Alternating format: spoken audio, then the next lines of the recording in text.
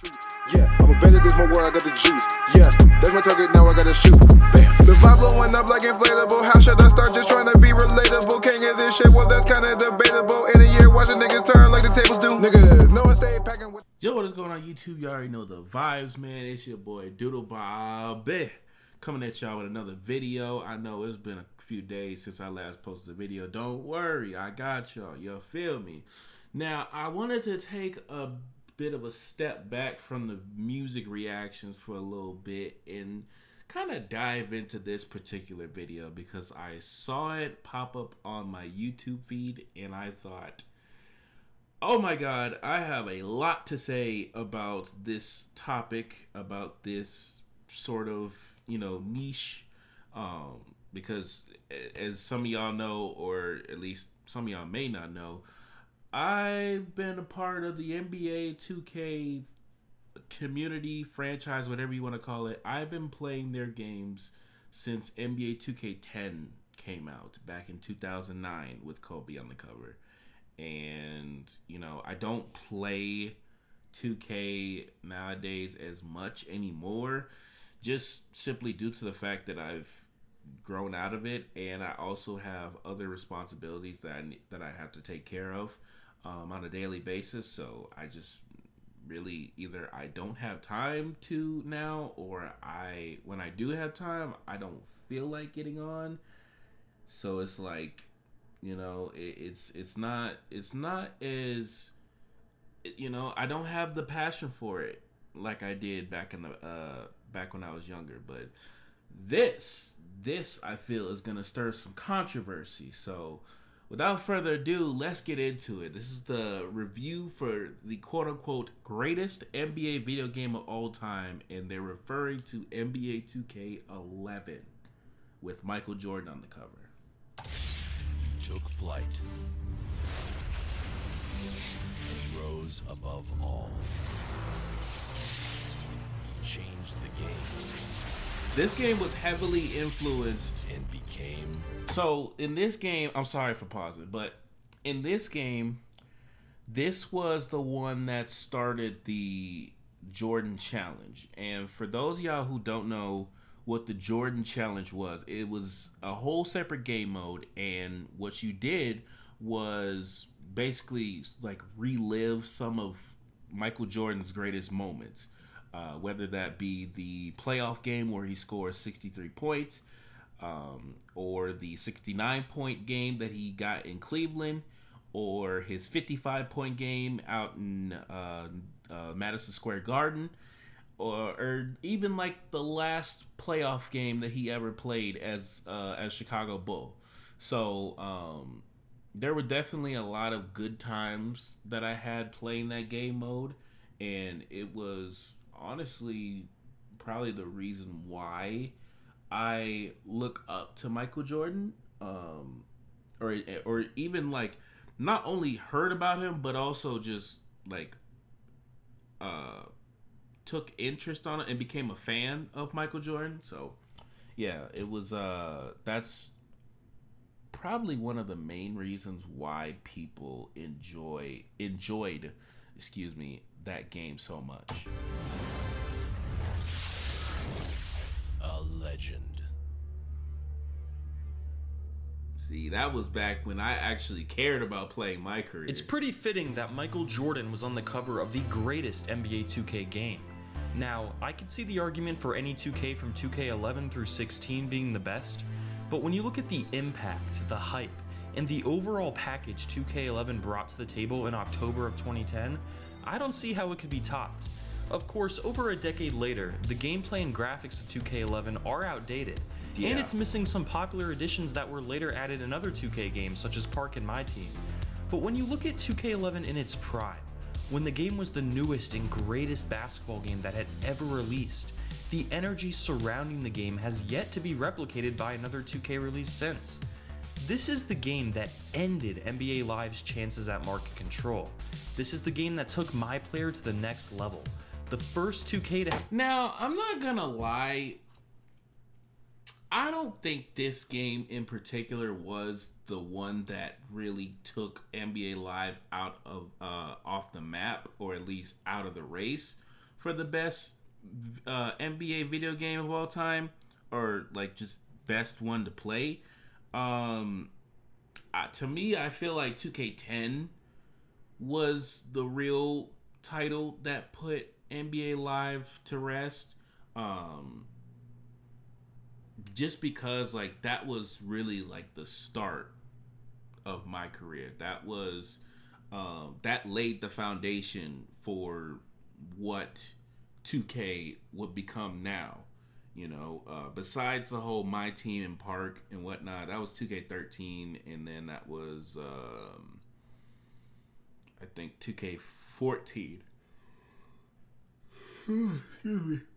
But I do remember in 2K11, if you did have good internet, which by the way, I could never play online on 2K10 or 11 when I was younger because my PS3, because yes, it was on PS3 and Xbox 360 and the Wii actually too, but on my PS3 my PS3 was at my grandma's house at the time, and my grandma had dial-up internet. For those of y'all who are old enough to remember how dial-up internet felt, oh my gosh, like the fact that anytime someone called the house and just the whole internet just goes like everything just crashes. So I can never do it. So I can never like do any online games on 2K10 at 11 because they did have them. They had Crew, which was basically 3v3 Park, I think, but with squads, and I think All-Star Team Up. I think, I'm not sure, but I know that they did have some online game modes that you could play. Yeah, I think they also had online head-to-head as well, of course, but yeah, that was I couldn't play that back in the day because my grandma did not have very good internet, and I couldn't even connect it anyway. So have classic teams and players, gameplay that revolutionized basketball video games, no VC, no microtransactions, a legendary soundtrack, the game that built the foundation for 2K's rise to the top. That was another thing too, like the fact that you just mentioned that there was no VC involved. Like that was another big thing that I liked about the older 2Ks was that you actually had to work for your currency. Oh my god. I'm so sorry, y'all. It's a little bit late. But yeah, that was another thing that I really enjoyed about playing the older 2Ks was not only that my player experience, but also the fact that I actually had to work to upgrade my players and, you know, like get better at the game. You know, I couldn't just pull out my wallet or ask my parents if I could buy some virtual currency and upgrade my player with just, you know, in a few seconds. Like I really had to put in time and effort. But there were also a couple other methods of getting like skill points. Or maybe that was VC. I'm not sure because I know that there was like a method in kind of like the newer 2Ks in order to like get free VC or just rack up free VC, which was basically you simulate. So you play a play now game, I think, and you simulate 12-minute quarters. You simulate the whole game, and you just do like you just have it playing in the background. You're not controlling anyone. You're just playing it in the background, and like you would just be able to rack up VC over and over again. It wasn't that much, but you know that was a method you could do. This is the NBA 2K game that left behind a legacy.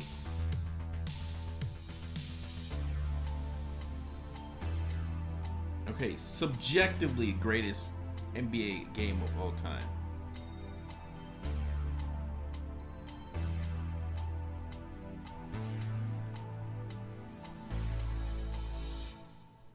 Oh, NBA that was when 2K11 they laid down the introduced groundwork for tattoos. 2K's domination. This was the same year EA released NBA Elite 11. The bar really wasn't that high at all.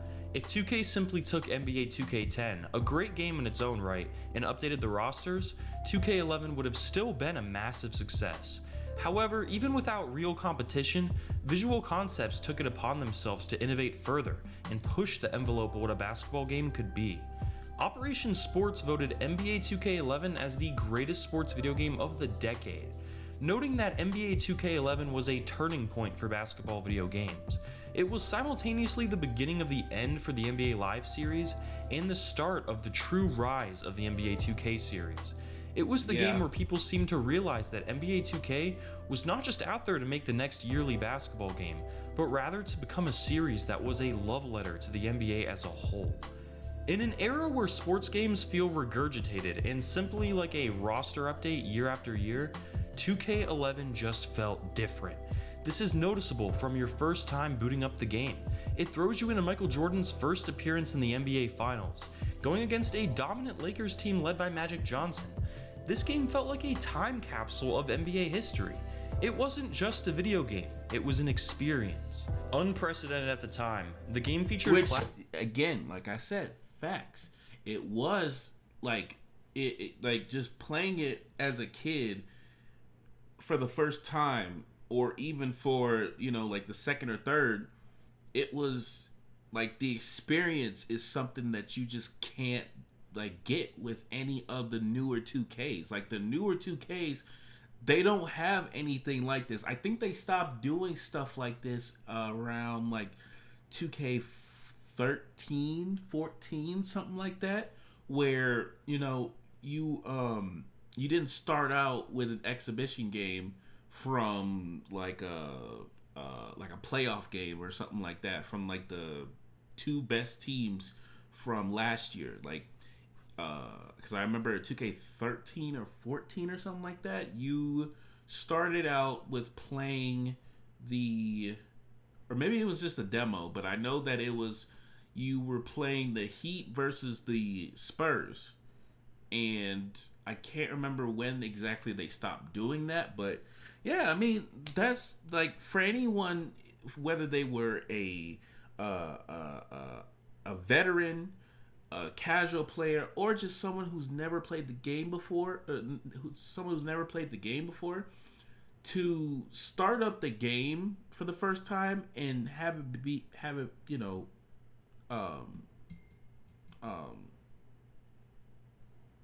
I just lost my train of thought. But like I said, the experience. Classic The teams experience that was were everything. actually licensed. In older sports games, historic teams did exist, but they usually had generic players filling up the teams.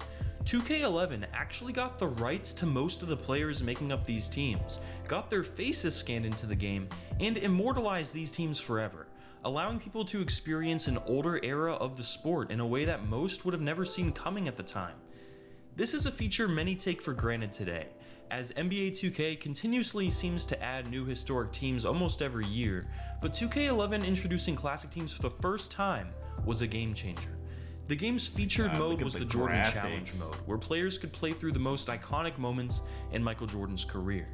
Not only did each moment have accurate teams and players, but those players actually looked and played like their real-life counterparts did. These historic players had their own signature animations that brought them to life.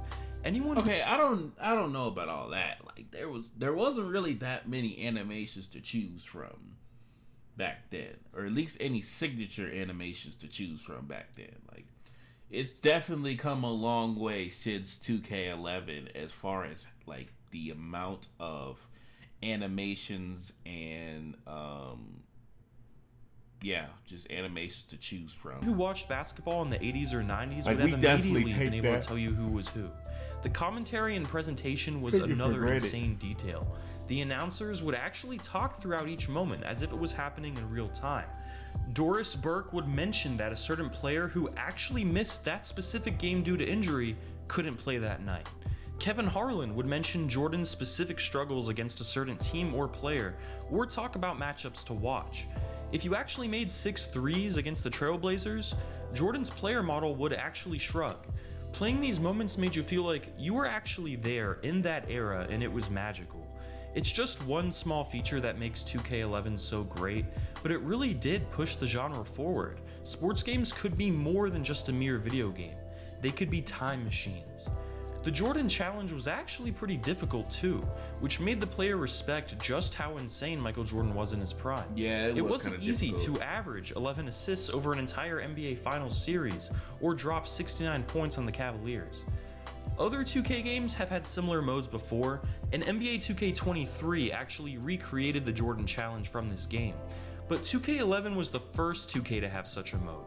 The hype behind this game in game mode was insane, as this was the first 2K game to have Michael Jordan in the game since he retired. An expected Really? afterthought I did today, not know that. Seeing MJ along with Larry Bird, Magic Johnson, Patrick Ewing, and Karl Malone recreated in a video game for the first time ever was special. After completing the 10 challenges, you unlock a rookie Michael Jordan you can actually use in My Player, and you can then see how Michael Jordan's career could have turned out if he joined the NBA in 2010. Speaking of My Player, this was the second year of the game mode, as 2K10 introduced the game-changing career mode in the previous year. Not much had changed, but compared to the grand, annoying movie like My Career we see today, it's almost refreshing to go back and play this older version. It's simple and to the point. You start out as a D-League scrub, and you work your way through your career trying to leave the best legacy you can. You won't be locked into long cutscenes with bad acting, you won't be forced to live a life outside of basketball, and you won't find the mode to be a tedious... Right, like, I don't get why... Like, I don't get who at 2K thought it would be a good idea to add, like, a movie concept into the story mode of the game. I think that's what really killed it, because... Like, especially nowadays where virtual currency, you don't get that much when you complete a game, but it also takes a while to get as much VC as you can. Like, it's not something that you can, like, put the quarters on 5 minutes and, you know, just play 2 quarters and sim out the rest of the game and get like 1,000 VC. No, you can't do that. Not even on Hall of Fame difficulty, you can't do that. You have to play 12-minute quarters if you want to get a substantial amount of VC in My Career nowadays. And I feel like with the cutscenes and the, you know, like the just the movie aspect of My Career, it definitely slows the process down. And it just, like, at this point, it's kind of played out. You know, it was cool, like, in 2K16 and 17 and whatnot. But then, like, you know, the more they kept doing it and, like, the more they, like, I think 2K18 was probably the worst one because you couldn't skip the cutscenes. And it was like that. It wasn't like, oh, you can do it one time and then the next time you make another build, then oh, you could skip it and whatnot. No, you had to stick, like, you had to like sit there and watch the cutscenes over, especially the same exact cutscenes over and over and over again every time you made a new build. And the fact that you couldn't skip them, it's like dude, like, people got bored and people got like the movie aspect of My Career got old really quick, and so I just feel like they need to go back to this sort of style where it's like he said, straight to the point. Like, you know, like, come on now, we don't need to waste no time going through cutscenes about your rapping career as a basketball player. Like, come on now. This grind meant to push you into buying VC. Instead, you'll find that the mode existed for one reason: to be fun. Don't get me wrong, it was still a deep game mode, especially compared to any other sports game at the time. Post-game press conferences meant something, as certain answers could lead to teammates refusing to pass you the ball, or even the crowd chanting, "Trade him." But it wasn't just full of flashy filler. It was just basketball, and I think a lot of people today would prefer that. A game mode connected to My Player that was exclusive to 2K11 was the crew mode, allowing users to team up with other My Players online, create a team, and play online against other crews. I've heard that people miss this crew mode a lot, as it was kind of like Pro-Am, but with better matchmaking and more control over how your team's roster is filled out. The association mode was the game's My League or franchise mode, or now known as My NBA, And it was super deep for the time. In fact, NBA 2K11's association mode is deeper than the franchise mode of any 2020 sports game besides 2K. From Madden to FIFA to NHL to MLB The Show, 2K was so ahead of the curve back then.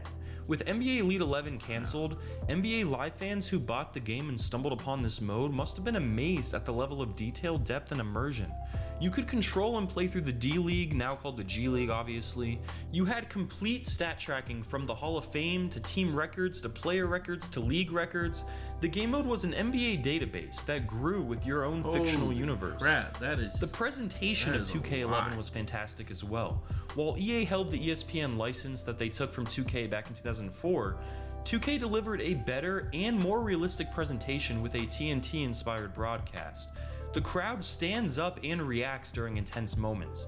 The sideline reporting adds immersion and storylines to the game, while Harlan and Kellogg do a great job at sounding authentic. The halftime show was phenomenal. If you were playing 2K11 and someone walked into the room... Oh, the HP halftime report. Oh, that's bringing back memories. I think they had that in 2K12 too? Or was it called the Sprite halftime report? Back in 2010, they might have thought they were watching a real game. Of course, 2K's presentation has improved since 2K11, but this game again set that foundation. It blew away the competition at the time. Gameplay was a massive improvement over 2K10. Defense was overhauled completely, and it shows. This game wasn't as easy as people were used to. You couldn't simply hold sprint and drive to the rim like you could in 2K10 or NBA Live 10. You had to play basketball by passing the ball, setting screens, and using plays to get an open shot. If you didn't know how to run a playbook, you better play on Rookie. Even playing this game today, the AI awareness of the defenders is impressive.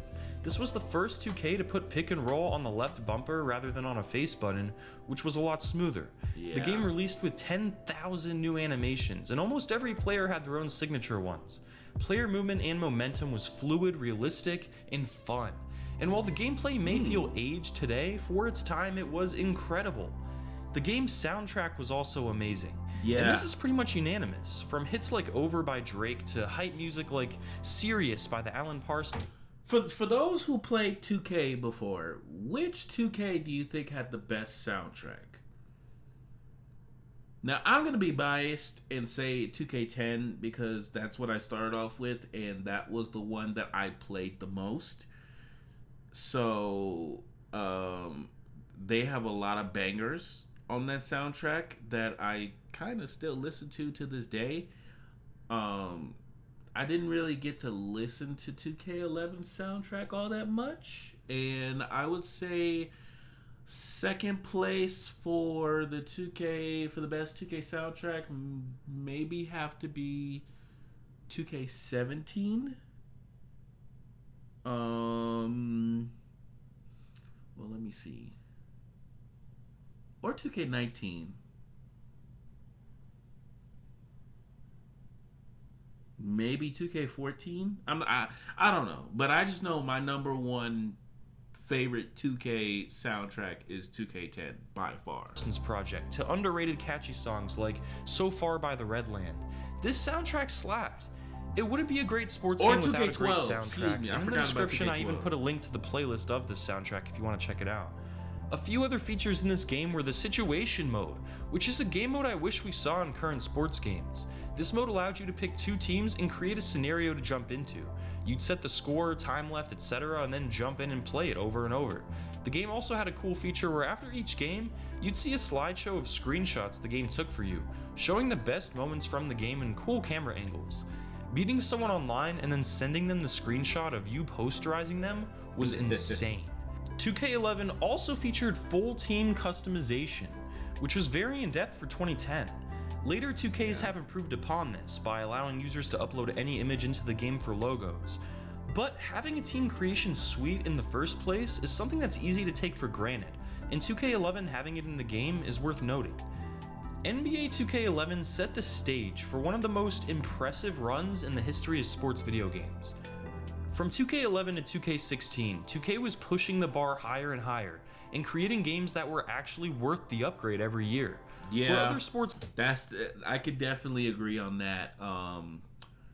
2K11, since 2K10, from like 2K to like 2K17, I feel like it was a definite upgrade each year playing the game. And like 2K17, now I'm not gonna lie, I'm one of those where I actually thought that 2K18 was what is that? I actually thought 2K18 was an okay game. It was definitely the start of me kind of getting into that whole online scene because up to then I played a little bit of online on 2K17, but really 2K18 is where it really started for me. And then 2K18 to 19, it wasn't really a big jump. 19 to 20, it was kind of a big jump. 21, no. 22, yes, I feel like. And then 23, I don't know. Probably, I don't think so. No. Games were busy reinventing the wheel But and definitely losing 2K11 features. through 16. 2K started building upon a foundation that only grew stronger year after year. Today's 2K games, like the recently released NBA 2K23, may be riddled with microtransactions, but the core game itself is so much deeper than any other sports game on the market. And that's something you can thank NBA 2K11 for, as it set up the foundation for all future 2Ks. Michael Jordan was the perfect cover athlete for 2K11, because like MJ, 2K11 was the best. For its time, the gameplay was incredible, the game modes were deep and fleshed out, and the new features and innovations took the game from great to legendary. It was everything you wanted in a sports game, and then some. NBA 2K11 wasn't just a video game. It was an NBA experience created by people who loved basketball. We may never see, again, the same type of drive and passion in the creation of a sports game that Visual Concept showed in 2K11. Like Jordan, the game has aged, but no one can deny that in its prime, the game was the best, the greatest of all time. Thanks for watching. Okay, so again, this is me being biased, but I think that the greatest 2K of all time is honestly 2K12. I'm not gonna lie. I thought, I was gonna say 2K10, but I'm like,